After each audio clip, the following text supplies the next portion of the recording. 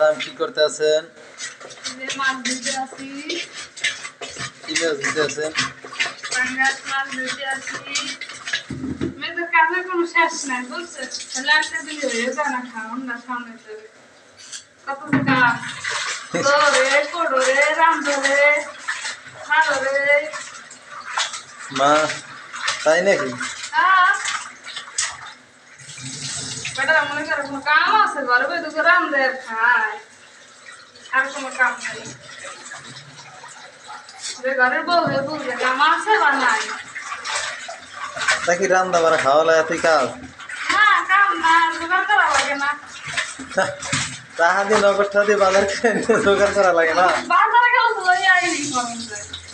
এই যে আনো ধো বাডো কোডো মশলা বাডো এবার রান্ধো। এটা কি রান্না করতে আছো? আবার সুগা আলু পরে আবার টুমুরি আদা চমৎকার ফেলে ভাত। আদা বাটা ভালো লাগে না, সব জোগাড় থাকে আবার ভালো লাগে আলু সেটা। মেয়েরা বিয়ের পর সংসারে সবার মন পাইতো বিনা কতই না কাজ করে, সবাই হাসি খুশি রাখতে পারে। মাছ ধরতে গেলে বেশি নষ্ট হয়ে যায়, আমি সবই করতে আসছি আলহামদুলিল্লাহ করতে পারি। সব কাজ করেও যদি পরিবারের সবার মন রক্ষা করা যায়, এটাই হলো মেয়েদের একটা আসল জীবন বিয়ের পর। এই যে গাইস আমার বাজি করা শেষ। আমি যত সুন্দর করে রান্ধি না কেন, আমার জামাই বলবে যে মায়ের হাতের রান্নার মজাই আলাদা। তো মন খারাপ করার কিছুই নেই, কারণ আমিও তো একদিন আবার মা হব, আমার ছেলেও বলবে যে মায়ের হাতের খাবার মজাই আলাদা। তো মন খারাপের কিছুই নেই। একটা কথা চিন্তা করবেন যে আমিও একদিন বউ ছিলাম, আমিও একদিন শাশুড়ি হব, তাহলে আর সংসারে কোনো ঝামেলাই থাকবে না।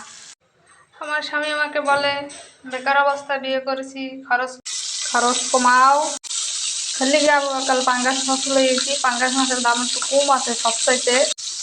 একটা মেয়ে বিয়ের আগে অনেক কিছু খায় না, কিন্তু বিয়ের পর সব কিছু খাইতে শিক্ষা যায়, পরিস্থিতির শিকার। তারপরে শ্বশুর শাশুড়ি বলবে কোন জমিদার বাড়ির মাইয়া আনছি, এইটা খাইবে না ওইটা খাইবে না।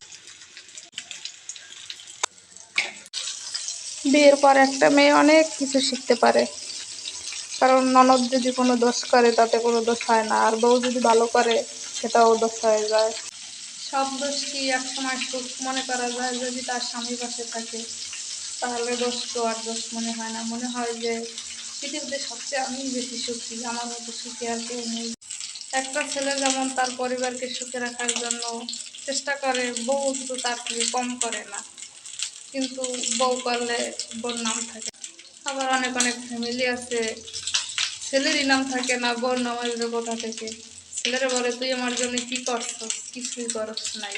তো গাইজ ভালো থাকবেন, অনেক কথা বললাম আপনাদের সাথে, মনটা একটু হালকা করে নিলাম। বাই বাই টাটা, আজকের মতো এ পর্যন্ত শেষ।